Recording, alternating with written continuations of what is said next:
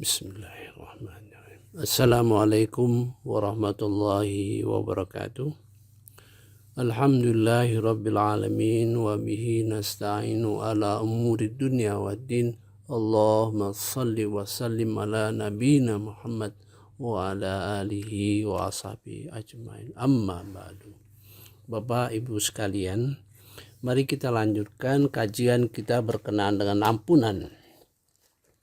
Pada rekaman terakhir kita telah mengingatkan bahwa instrumen alat dalam memohon ampunan ini merupakan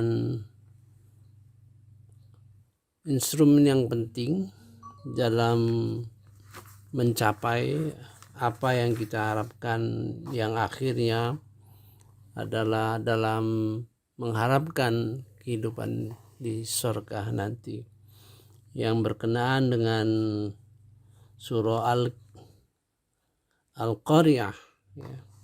Jadi ada konsep bahwa apabila timbangan kebaikan lebih besar, lebih berat, maka kita akan masuk surga. Apabila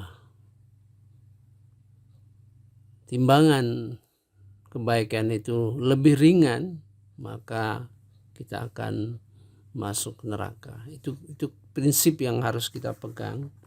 Nah, dalam keinginan kita untuk lolos daripada persoalan timbangan itu, salah satu instrumennya adalah ampunan daripada Allah Subhanahu wa taala.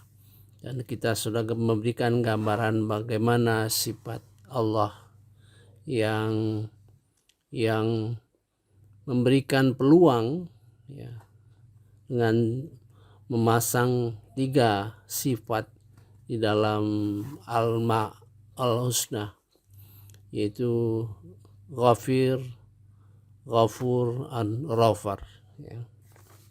Itu merupakan suatu yang harus kita sikapi. Begitu Allah Subhanahu wa taala ingin mengampuni dosa kita dengan memasang 3 sifat bergandengan di dalam Al-Asmaul Husna. Mari satu sisi kita sudah memahami, pertama dalam cara kita mengharapkan ampunan itu doa, kemudian adanya peningkatan iman, kemudian adanya peningkatan amal, ya. Kemudian mudah-mudahan dengan melalui rahmat Allah Subhanahu wa taala.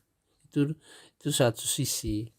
Kemudian kita juga memahami juga bahwa Allah di dalam surah Al-Hasyr nomor 10 mengajarkan kita untuk memohonkan ampunan kepada generasi sebelumnya. Artinya terkandung di sini adanya kesinambungan antar generasi, sehingga doa mohonkan pengampunan kepada, katakanlah dicontohkan di dalam ini bahwa orang-orang mukmin setelah orang-orang muhajirin dan ansor berdoa untuk mendapatkan ampunan bagi diri mereka dan saudara-saudara mereka yang mendahului mereka, yang disebut yang dulu di ayat dalam surah Al-Hasyr ayat 10, yang dimaksud adalah kaum Ansor dan Muhajirin, ya. Itu berarti kita juga mendoakan generasi-generasi yang dahulu, gitu, ya. Dengan demikian kita juga mendapat doa dari generasi yang akan datang gitu. Nah, itu merupakan pintu di mana mudah-mudahan pengampun dosa itu akan terus berlangsung ya. Jadi kalau kita seandainya kita sudah meninggal, maka orang akan mendoakan ampunan untuk kita juga gitu. Sebagaimana kita sekarang mohonkan ampunan kepada orang-orang tua kita, kepada saudara kita, kepada seluruh kaum muslimin yang sudah meninggal dunia. Itu menunjukkan bahwa umat Islam itu dalam posisi satu kesatuan ya. Jadi kalau kita mendoakan generasi yang sudah, tentu akan tidak punya kesempatan atau di luar dari pikiran kita untuk menyalahkan generasi yang sebelum kita gitu ya. Malahan kita minta berdoa supaya generasi yang dahulu itu mendapat ampunan daripada Allah Subhanahu wa taala. Dalam surah Al-Asyar 10, dan orang-orang yang datang sesudah mereka, maksudnya Muhajirin dan Ansor, mereka berdoa, wahai Tuhan kami, beri ampunlah kami dan saudara-saudara kami yang telah beriman lebih dahulu dari kami, dan janganlah Engkau membiarkan kedengkian dalam hati kami terhadap orang-orang yang beriman. Wahai Tuhan kami, sesungguhnya Engkau Maha Penyantun lagi Maha Penyayang. Jadi lebih dalam lagi ya. Jadi ada sifat yang perlu dihindarkan dan mesti dihindarkan dari diri kita adalah sifat dengki.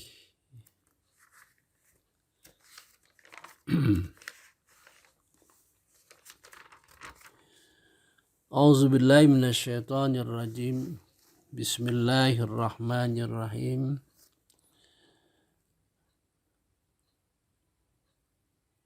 Walladzina ja'u min ba'dihim yaqulu, dan orang-orang yang mereka datang sesudah kaum Ansor dan Muhajirin berdoa. Tentu estafet ini akan berlanjut terus ya. Jadi itu pertama ayat ini diturunkan ya untuk orang Ansor dan Muhajirin. Tapi untuk selanjutnya dari redaksi yang ada ya untuk orang-orang yang beriman lebih dulu ya. Rabbana ighfir lana, Tuhan kami berikanlah ampunan kepada kami, kepada kita artinya ya. Wa li ikhwanina alladzina sabaquna bil iman, dan kepada saudara-saudara kami yang mendahului kami dalam keimanan ya. Wala taj'al fi qulubina ghillal lil ladzina amanu, dan jangan Engkau jadikan dalam hati-hati kami kedengkian ya, kepada lilladzina amanu, kepada orang-orang beriman. Ini suatu pelajaran yang sangat tinggi nilainya. Kemungkinan terlepasnya satu kelompok dari kelompok yang lain itu disebabkan keirian ya, karena dengki dan sebagainya. Kita tidak tahu apa yang menyebabkan keirian itu. Dalam pengertian kita hanya hanya kita bisa meraba, ya, bisa saja timbulnya satu golongan yang kita perhatikan sama ini sebetulnya. Timbul golongan-golongan di dalam agama Islam itu yang berbeda dengan yang sebelumnya gitu. Ya, sebab iri itu sebetulnya proyeknya setan. Jadi jangan kita timbul perasaan iri, ya. Dan kita lanjutkan dulu. Rabbana innaka raufur rahim.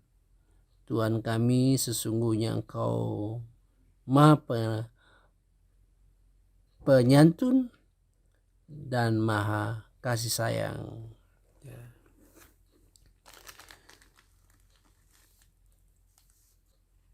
Di samping itu doa juga kepada kaum muslimin yang lain, baik yang hidup atau mati, yaitu di dalam surah Ibrahim, ya, ayat 41 yang sudah kita bacakan kemarin, ya. Wahai Tuhan kami, ampunilah aku dan saudaraku serta masukkan kami ke dalam rahmat-Mu. Itu surah Al-A'raf, ya. Jadi kalau itu kemungkinan orang-orang dalam doa tersebut masih hidup, tapi juga kemungkinan terhadap orang-orang yang sudah meninggal. A'udzubillahi minasyaitonirrajim. Bismillahirrahmanirrahim.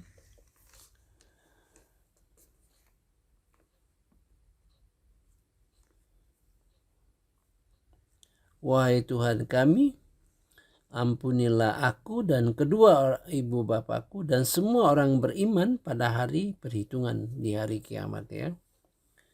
Itu Rabbana firli wali walidaya walil mu'minina yauma yaqumul hisab, pada hari hisab nanti. Artinya di sini kemungkinan yang orang beriman yang masih hidup maupun sudah meninggal dunia, gitu, ya. Jadi sebenarnya kalau kita perhatikan secara implisit, ya, secara makna yang lebih dalam, bahwa umat Islam itu sebenarnya satu sama lain itu mencintai, ya. Makanya timbul golongan-golongan itu sebetulnya karena keirian. Jadi kita tidak tahu bagaimana munculnya kelompok Syiah, kelompok macam-macam lah yang menimbulkan perpecahan di antara kita. Padahal Allah itu sangat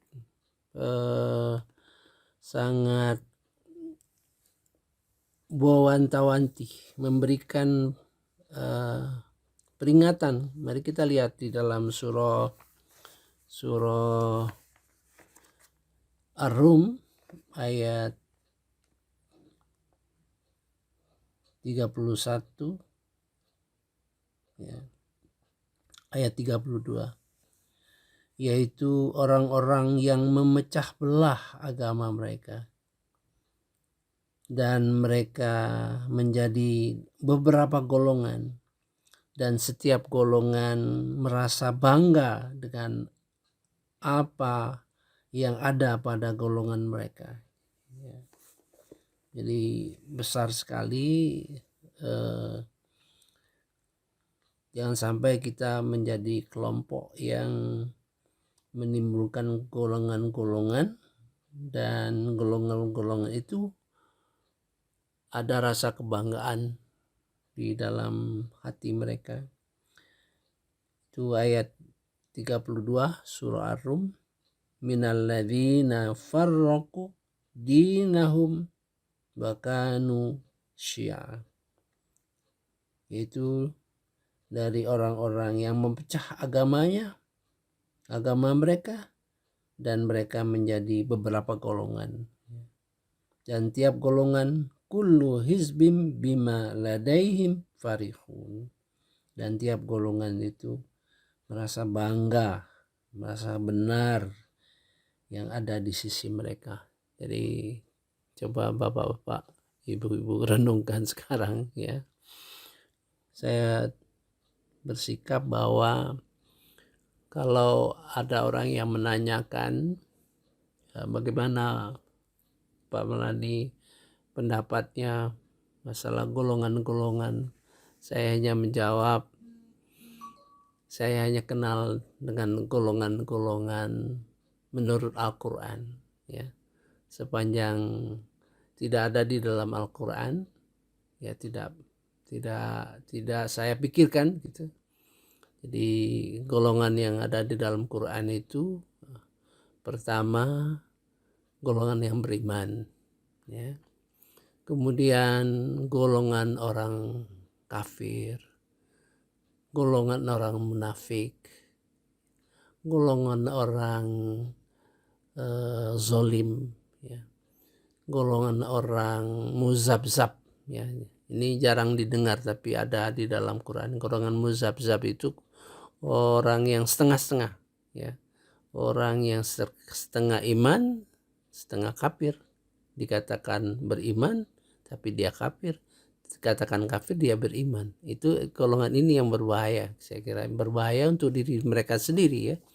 Jadi kalau orang-orang yang beriman setengah-setengah itu, dia memilih ayat-ayat yang cocok saja dengan pikiran mereka dan menolak katakan ayat-ayat yang tidak sesuai dengan pikiran mereka.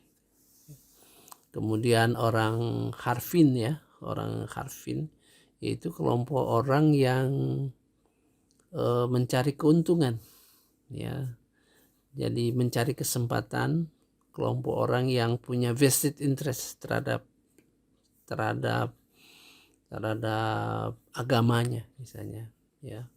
Kita tidak tahu sebenarnya kelompok itu ada ya. Misalnya di dalam hati mereka katakanlah dia merupakan mengurus suatu organisasi dia, tapi mengambil keuntungan daripada keberadaannya dalam organisasi, itu orang harfin. Kemudian orang musyrik ya, tinggal lagi kita lihat bagaimana akidahnya, apakah termasuk orang yang kafir gitu. Kalau menurut saya ya itu saja apa yang dikenal di dalam Quran. Tinggal lagi kita memilah-milah apakah termasuk orang munafik gitu. Makanya di dalam Al-Quran itu sudah merupakan kelompok-kelompok orang yang jelas ya, jelas di dalam sikap hidup mereka ya. Kalau orang munafik itu orang yang bermuka dua ya. Kelihatannya beragama Islam tapi hatinya tidak beragama sebetulnya, malah menjadi musuh Islam. Jadi kelompok-kelompok ini bagaimana kita bersikap? Di dalam surah Al-Baqarah ayat 21 itu sebetulnya bagaimana kita bersikap terhadap orang-orang yang saya sebutkan tadi ya. Di ayat nomor 21 ya. Mengapa Allah memanggil hai manusia? Jadi A'udzubillahi minasyaitonirrajim. Bismillahirrahmanirrahim. Ya ayuhan nas u'budu rabbakumul ladzi khalaqakum. Hai manusia, sembahlah Tuhanmu, kamu yang menjadikan kamu, walladzina min qablikum, dan menjadikan orang-orang sebelum kamu, la'allakum tattaqun, agar kamu bertakwa. Nah, ini artinya panggilan Allah Subhanahu wa taala itu terhadap manusia. Artinya, hai orang-orang beriman, hai orang-orang kafir, hai orang-orang musyrik, hai orang-orang munafik, hai orang-orang muzabzab, hai orang-orang harfin, hai orang-orang zalim, semua dipanggil oleh Allah Subhanahu wa taala, ya, untuk mengabdi kepada Allah, untuk menyembah Allah Subhanahu wa taala. Artinya, kalau kita lihat sepanjang seseorang belum sampai meninggal dunia gitu. Sebelum meninggal dunia, bisa saja orang beriman kemudian menjadi murtad, menjadi kafir.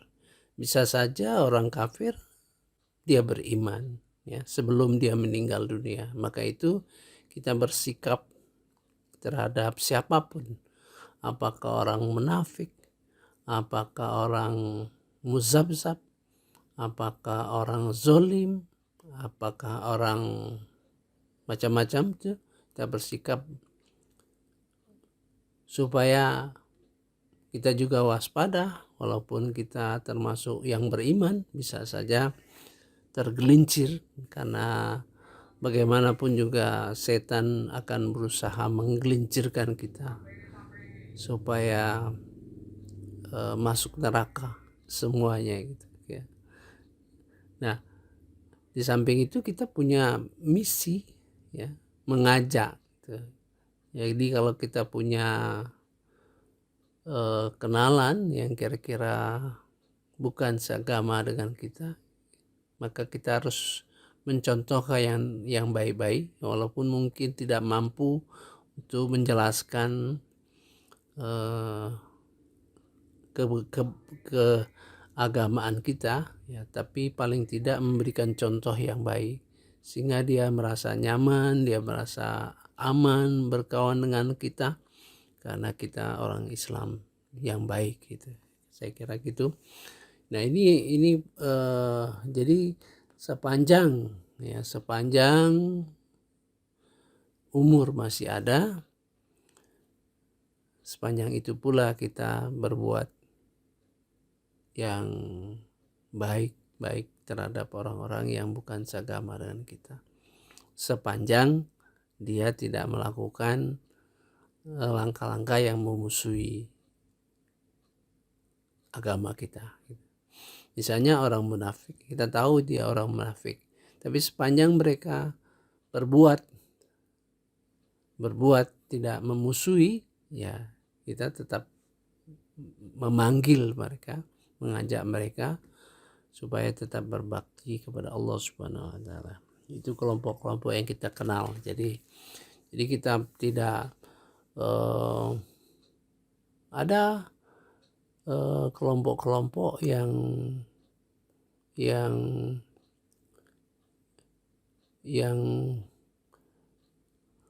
katakan tidak sejalan dengan kelompok kita, tapi dalam hal tauhid dan sebagainya masih